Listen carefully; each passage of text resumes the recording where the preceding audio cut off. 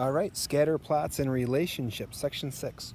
So a scatter plot investigates the relationship between two variables.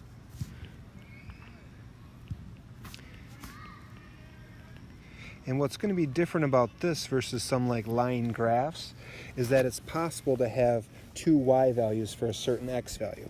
So if we jump down to this first one, example 1, number of pets versus shoe size, often we kind of go around the class and say, all right, so give me your shoe size and the number of pets that you have. So we'll do shoe size there and pets. So maybe, one person has a shoe size of 7 and they have 3 pets. Somebody else has a shoe size of 8 and they have 2. Another person with 8 has 0. We have one person that's a 7 that, they're counting their fish, so they're up to like 9 pets or something like that. Maybe a 9 and a 1. And how about we do a 7 and a 4. And maybe we'll do one last one, maybe a 10 and a 2. Okay, so now if we were going to do this, often when we have this versus here, x is going to be second. So y will be a function of x. So we want to take, and on our y-axis, we'll have this be the number of pets. I didn't leave myself a whole lot of room for numbers there. My x is going to be the shoe size. And again, probably would have been better to leave like some more room for numbers there. All right, if I'm looking at my numbers then for shoe size, I go from 7 to 10. So maybe I'll put a 7 here, and I'll have an 8, and I'll have a 9, and I'll have a 10. You could write a number under each of those tick marks if you wanted to, or as long as you kind of do the end points, you can kind of tell from there what the different ones are. Number of pets, let's see. So I go from 0 up to 9. So I'm going to go from 0 to 10 because that's a whole lot easier to break up. So 0 to 10, that's going to give me a 5 right there in the middle. And then I'd have a 1, 2, 3, 4, and 6, 7, 8, 9. So if you've fallen a little bit behind me, feel free to pause the video. But now I'm going to go through here and just put some dots on there. So my first one, shoe size is 7, so I'm going to be in this column here. And they have 3 pets, so it's going to be a dot right there. So I'll make that in black just so it shows up a little bit more. And then I have a 8, 2, so 8's going to be there, and a 2.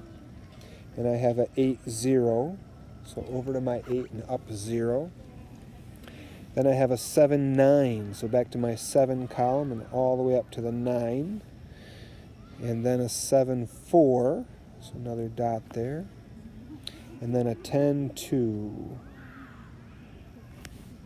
So that's going to be the scatter plot. We don't actually connect the points together when we have a scatter plot. We just put a dot where each one falls. If we jump down to the second one, the average test percentage versus the homework percentage done. I've actually done this for a class before. I had an algebra class a few years ago where they were kind of dropping the ball on the homework, so I made this graph for them. But if we were to go through and do this, so I'm going to have my homework down here, and we'll maybe go from 0 to 100. You could do 0% of the homework up to 100, maybe put a line there for 50, a tick mark in the middle. And we could do the same for tests. So tests percent. And we could do 0 up to 100 again, put in a 50. You could put in some others if you wanted to. And I'd encourage you to kind of think about what this is going to look like. And we won't actually make up the data, but would they all lie in a straight line? Most people think if you do more homework, your test grade should be higher. So if you would put some dots on, they're probably doing something like that. But are they all in a straight line? Mine aren't. But you agree, if people do 100% of the homework, like this dot here on the end, sometimes they maybe for this score would get like 75. Someone else could also do 100% of the homework, and they maybe would more be up here for a 95 or maybe even lower. But as you go through these, a scatter plot would fit the data because just doing a certain amount of the homework doesn't mean that you'll get a certain grade. For example, somebody could be a real slacker but just be brilliant and not do really much of the homework at all but still have a really high grade. As a math teacher, I would argue that the trend should be kind of more upward this way. The more homework you do, the better you're going to tend to do. All right, very last one, and then we will be done. So last one, number of times falling asleep in class versus average hours of sleep. I found in middle school, nobody falls asleep, especially the ones that you want to fall asleep. They don't fall asleep. High school, college, it's more common. But we'll say average hours of sleep here, so hours of sleep.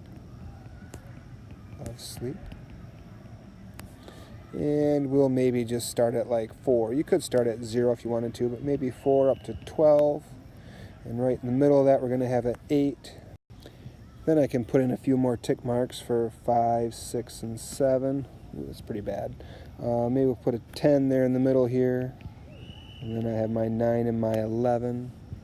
And ideally, they look a little bit better than some of mine there, but okay. Now we could go through and say falling asleep, so maybe nods off. How many times they nod off in class?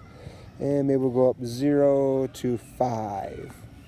So if we were to go through and look at something like this, why not? 1, 2, 3, 4. I wouldn't stress too much about the dots, but what would we expect this to look like? And this should actually be a trend that goes the other way, that if you get less sleep, if you're kind of over here for the X values, you should be higher. You're more likely going to nod off more than somebody who gets a lot of sleep. They're probably going to nod off fewer times. So I'm going to put some dots on here and just kind of have it be going downward, something like this, to kind of represent that. And you could have some outliers, some points that are kind of far off. And that brings me up to the very last part. If we're looking at these two, example 2 is kind of trending upward. As you go to the right, it gets higher. So that then they'll call a positive trend. So you could look at it kind of like your trend line would be something like that, but it's going to be a positive trend. And we'll go through actually drawing those trend lines later. I probably shouldn't have done that. We'll see if I can erase that without messing up my graph too much. But it's a positive trend. Where if we have this other one, where it's kind of trending downward like that, that's going to be a negative trend.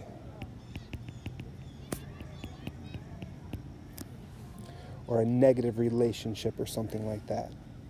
Where, going up to my top one, when there's not really a pattern going up or down, this here, you could say there's no trend or no relationship. No trend or no relationship. Having a larger shoe size doesn't make you more likely to have pets than someone with a smaller shoe size. So maybe one last thing. So positive trend, when one goes up, the other goes up. And the same would be true if X goes down. If the homework percentage goes down, the test grade goes down. So positive trend, X and Y are doing the same thing. Where a negative trend, X and Y are going to do opposite things. As the hours of sleep went up, the number of times they nod off went down. And if the hours of sleep went down, the number of times they'd nod off would go up. So positive trend, they do the same thing, X and Y, each time. Negative trend, they do opposites. That's it for the section. We'll do more about drawing trend lines in the next one. Let me know in class if you have questions.